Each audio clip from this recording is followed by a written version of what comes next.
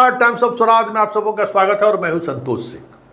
और आज हम टाइम्स ऑफ स्वराज में बात कर रहे हैं कि दरभंगा में एम्स निर्माण को लेकर प्रधानमंत्री का बयान क्या आया, हंगामा खड़ा हो गया।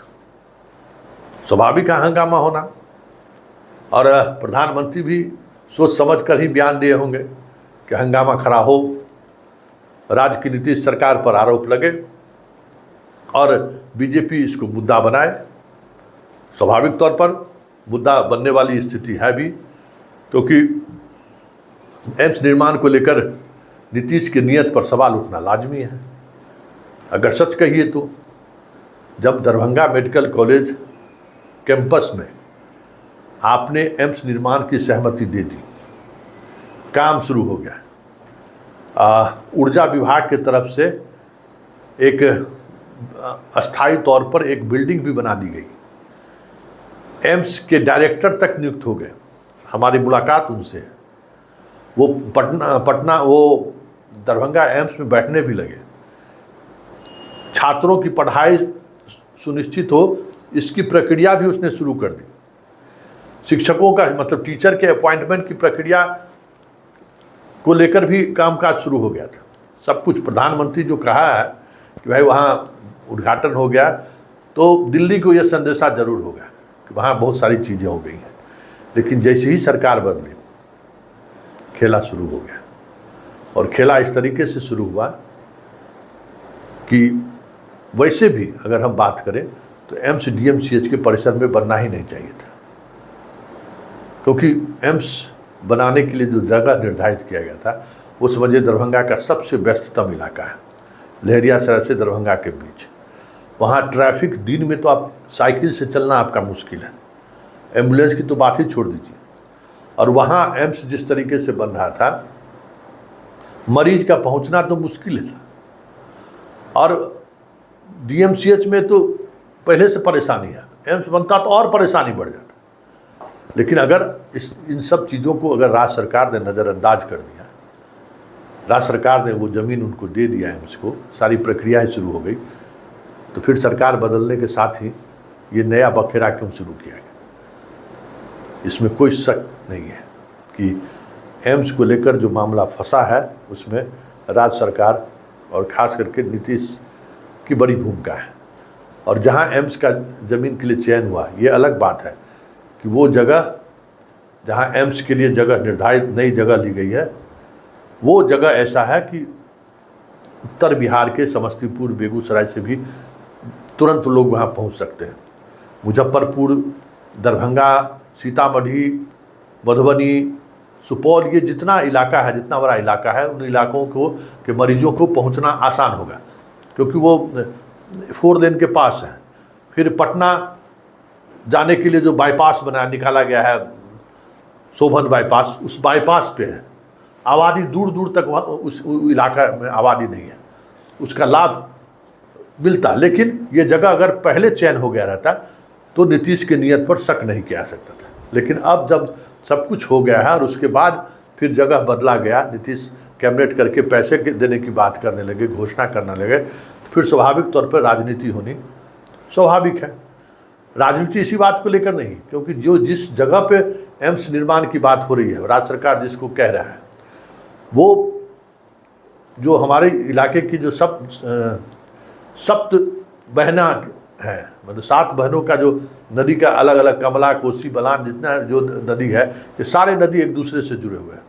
और मुख्य धारा उसी रास्ते से गुजरती है जिस रास्ते पर एम्स बनाने का निर्णय लिया गया। तो भौगोलिक तौर पर भी बहुत वो सेंसिटिव जगह होगा जहाँ पर एम्स बनाने का फैसला है। लेकिन राज्य सरकार उतनी मिट्टी भराई करने को तैयार है, तो फिर कोई बात नहीं है। लेकिन बीजेपी जो सियासत कर रही है और जिस तरीके से एम्स को मुद्दा बना रही है, वो भी स्वाभाविक है, क्योंकि लोगों ने देखा था कि भाई दरभंगा मेडिकल कॉलेज की प्रोफेसर की जितनी बिल्डिंग है, वो सारी बिल्डिंगें तोड़ दी गई थी, सारा अतिक्रमण हटा दिया गया था, मिट्टी भराई का काम 24 घंटा शुरू हो गया था। ठीक डीएमसीएच के कैंपस में एम्स का एक अलग से बिल्डिंग तैयार हो गया था, ऊर्जा विभाग बिल्डिंग बहुत अच्छा बिल्डिंग बना दिया था, वहाँ पर अब सत्र शुरू होने की बात थी। वो सारी चीज़ें अवरुद्ध हो गई है। लेकिन राजनीति अब किस तरीके से हो रहा है जरा देख लीजिए। आज दरभंगा के सांसद, मधुबनी के सांसद पहुंच गए राज्यपाल से मिलने के लिए। राज्यपाल को उन्होंने ज्ञापन दिया और कहा है कि ये जानबूझ के साजिश के तहत एम्स को नीतीश कुमार रोक रहे हैं। इस राज्य की जनता और ख़ास करके मिथिलांचल की जनता को एक बड़ा सौगात नरेंद्र मोदी जी ने दिया था, उस सौगात को ये कार्य रूप होने देना नहीं चाह रहे हैं। जरा सुनिए गोपाल जी ठाकुर क्या कर रहे हैं। मंत्री जी ने तो वहां पर एम्स का डायरेक्टर नियुक्त कर दिए, 1264 करोड़ राशि दे दिए, वहां पर 750 बेड का कैबिनेट करके 15 सितंबर 2020 में ही दे दिए। वहां पर झंडोत्तोलन का हुआ, वहां पर 81 एकड़ मिट्टी का काम भी भराई हो गया, सारा निर्णय हो गया। तब राज्य की सरकार ने लटकाने अटकाने भटकाने का काम किया। और आप एक बात समझ लें, 15 से लेकर 23 तक 8 साल नरेंद्र मोदी जी की सरकार बजट में 15 में देते हैं और सितंबर 20 को कैबिनेट करके राशि उपलब्ध करवाते हैं। तो नरेंद्र मोदी जी ने तो वहां पर एम्स चालू करवाने का काम कर दिया ताकि वहां पर सारे पद स्वीकृत हो गया, वहां झंडोत्तोलन एम्स के भूमि पर हो रहा है। तो फिर राज्य की सरकार या जो भी उप मुख्यमंत्री जी कहे तो इनको जानकारी का अभाव है। पहले जानकारी लेकर के इनको बोलना चाहिए, ये बिना जानकारी को बोल दिए ऐसा नहीं होता है। और इनसे तो एक डीएमसीएच संभल नहीं रहा है, जहां डीएमसीएच में 50 वर्ष पहले इनको पता नहीं है 1050 बेड स्वीकृति हुआ था, वहां तो 300 बेड आज भी नहीं हुआ। वहां पर जिस समय 50 वर्ष पहले डीएमसीएच में न्यूरो हार्ट कैंसर और सर्जरी विभाग का बच्चा का छूट गया था, सो तो आज तक एक विभाग इनसे नहीं हुआ। वहाँ तो नाव चलता है, एक बारिश के बाद एक नाला का निर्माण, और ये कहते हैं हम विस्तारीकरण कर देंगे। ऐसा नहीं होता है, एम्स का निर्माण समय करें। तो आपने सुना गोपाल जी ठाकुर क्या कह रहे हैं। वस्तुतः स्थिति यही है जो गोपाल ठाकुर कह रहे हैं।